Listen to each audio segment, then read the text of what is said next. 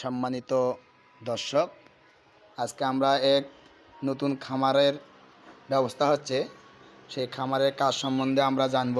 খামারের কাজ চলতেছে, এখানে কাঠমিস্ত্রি মোহাম্মদ শহীদুল ইসলাম কাজ করতেছে। তার কাছে আমরা তার কাজের দক্ষতা সম্পর্কে জানব। ভাই কেমন আছেন? ভাই আমি ভালো আছি। ভালো আছেন? হ্যাঁ আছি, ভালো আছি।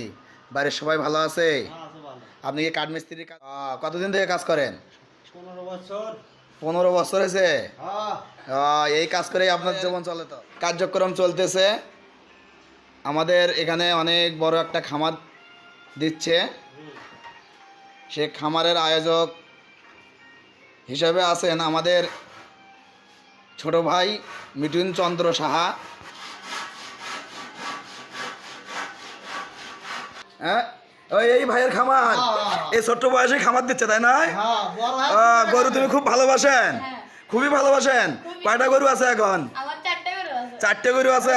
এখানে বড় করে কি খামার দিবা, তাই না? হ্যাঁ। ও, তুমি গরু খুব ভালোবাসেন। তো গরু দোয়াতে পারেন কি? হ্যাঁ পারি। পারো, অল্প অল্প পারো, তাই নয়? ভবিষ্যতে আরো বড় করে দিবা। তো 4টে বিদেশি গরু না দেশি? দেশি গরু। দেশি। বিদেশি গরু পালবা কি এখানে? এই যে বিশাল বড় করে খামার দিচ্ছ, কি বিদেশি গরু পালবা? জি। জি, ভালো করে তো গাই ধোয়াতে হবে নাকি? পারবে তো? ঠিক আছে।